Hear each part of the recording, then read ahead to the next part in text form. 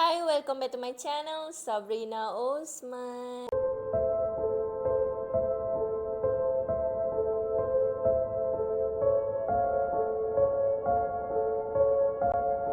Korang pernah dengar tak pasal pelesit? Aku percaya mesti ada di antara korang yang pernah dengar pelesit ni. Jadi tanpa berlengah lagi, aku nak ceritakan pada korang kisah pasal pelesit ni. Cumanya sebelum aku teruskan, biar aku explain dulu pelesit ni apa. Pelesit ni adalah sejenis makhluk halus dan orang guna pelesit ni untuk tujuan pemanis dan juga pelaris. Kalau pemanis ni, orang tengok muka dia, orang jadi suka, orang jadi macam wah cantiknya dia ni ataupun handsomenya dia ni. Dan untuk tujuan pelaris pula, bagi dia punya perniagaan tu, orang datang je kedai dia, orang ramai gila datang kedai dia.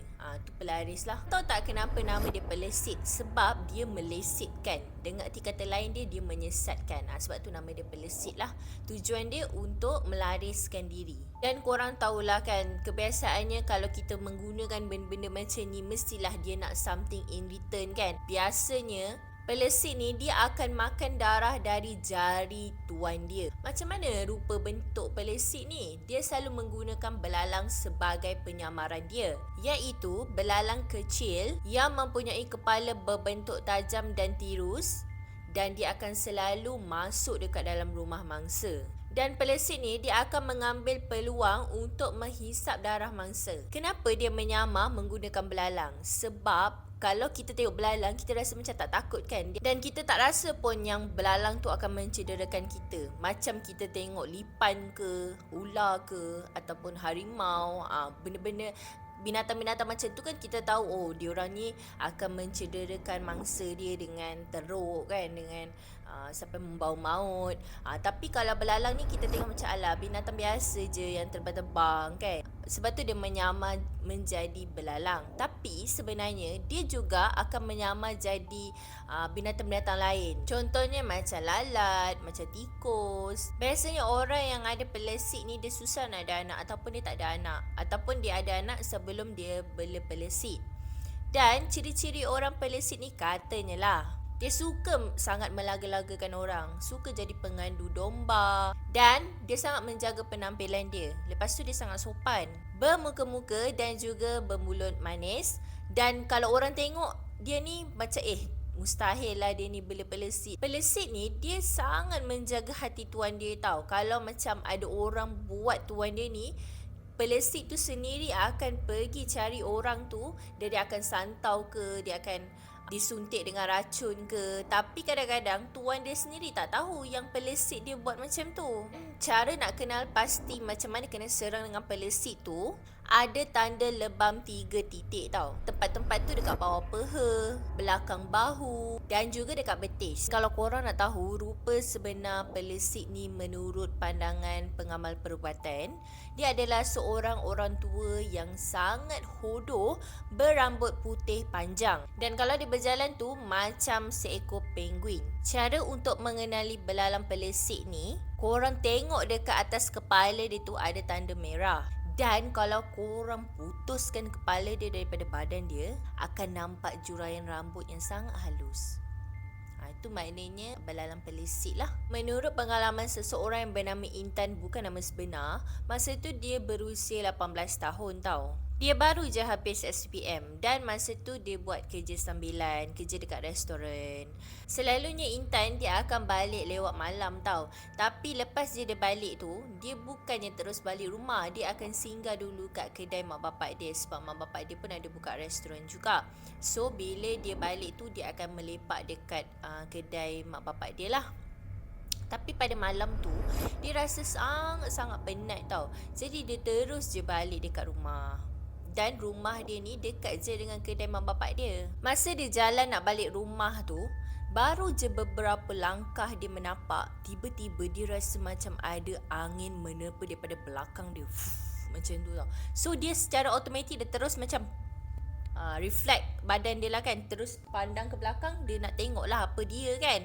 Sampaikan mak dia pun pelik, macam kenapa tiba-tiba dia toleh ke belakang. Mak dia pun tanyalah kenapa kan. Dia dalam keadaan yang blur tu, macam dia tak tahu apa benda yang dah berlaku kan. So dia pun cakap lah tak ada apa-apa. Jadi dia pun meneruskan perjalanan dia balik ke rumah. Rumah dia ada 3 bilik tau. Dan dia duduk dekat bilik tengah-tengah. Jadi lepas dia sampai dekat rumah dia tu, dia masuk ikut pintu belakang. Bila dia masuk melalui pintu belakang, of course lah bilik yang nombor 3 tu paling dekat dengan pintu belakang tu kan. Dan dia ni disebabkan badan dia letih ke ataupun sebabkan dia rasa macam penat sangat kan. Jadi dia pun masuklah bilik nombor 3 tu. Instead of beberapa tapak lagi nak masuk bilik nombor 2, bilik dia sendiri, tapi dia pilih nak masuk bilik nombor 3. Jadi bila dia masuk bilik nombor 3, dia pun macam baring-baring kejap kan. Masih lagi pakai baju kerja, tak mandi, tak apa. Dia fikir nak tidur je. Dan lepas tu dia pun terlelap. Tak lama lepas tu, dia ternampak mak dia ni tertunduk-tunduk ambil something dekat tepi katil tau. Dan dia pun tak tahu bila masa mak dia masuk dalam bilik tu kan. Lepas tu dia pun tanyalah, mak buat apa kat situ? Lepas tu mak dia cakap tak ada apalah. Jadi dia ni yang dalam keadaan mengantuk ni, dia pun biarkanlah. Lepas tu dia pun lupa. Dia pun terus tidur tanpa fikir apa-apa pun. Keesokan harinya, Intan pergi kerja macam biasa tau. Tapi dia rasa macam penat sangat-sangat. Memang penat sangat walaupun dia dah tidur sampai ke tengah hari tu, tapi dia still lagi rasa penat. Dan masa ni lah gangguan tu mula berlaku. Bila dia ni tiba-tiba susah sangat nak tidur tau. Macam dia fikirlah dia ni susah nak tidur sebab dia dah tidur petang ke kan. Sebab tu lah dia fikir dia susah nak tidur kan. Tapi makin lama makin kerap pula dia susah tidur. Dan dia akan tidur lepas dengar azan subuh je. Kadang-kadang tu disebabkan dia tak cukup tidur, dia terpaksa ponteng kerja. Dalam seminggu jugalah dia menghadapi susah tidur tu. Sampaikan mak dia pun rasa pelik. Sebab bila je mak dia balik daripada berniaga, mak dia balik berniaga tu dalam pukul 3-4 pagi kan. Bila mak dia balik je, mak dia tengok dia belum tidur lagi. Lepas je seminggu dia mengalami masalah susah tidur tu, dia dapat gangguan yang lain. Dan kali ni lagi ekstrim lah.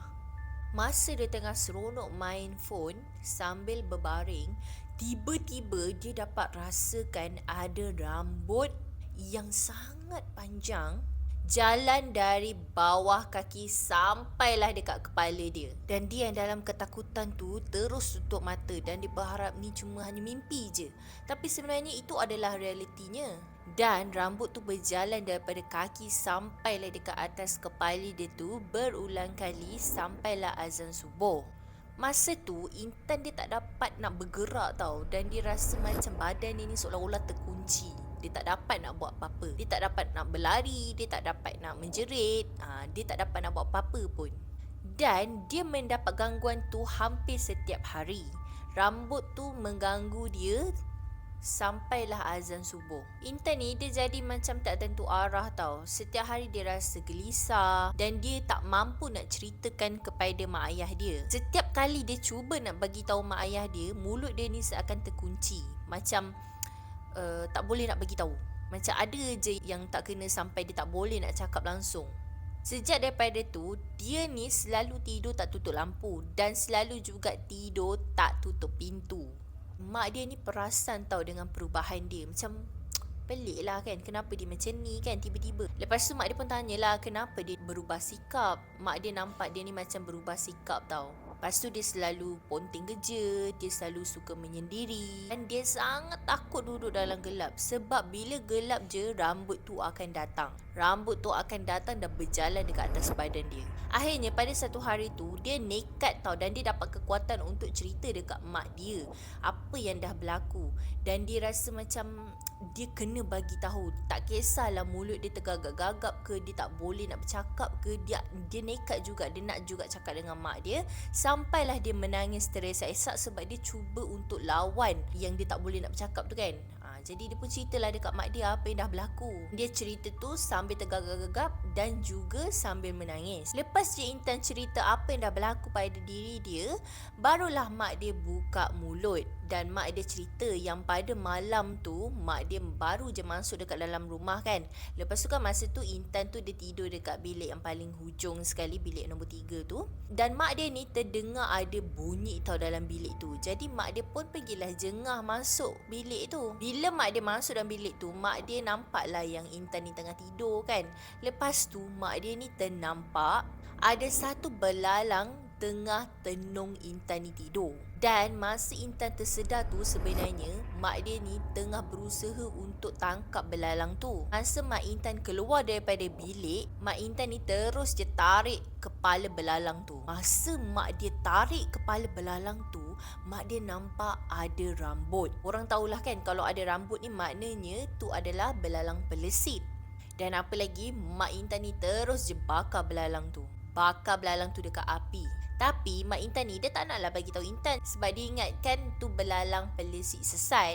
Tapi sebenarnya pelesit tu dia memang ikut Intan.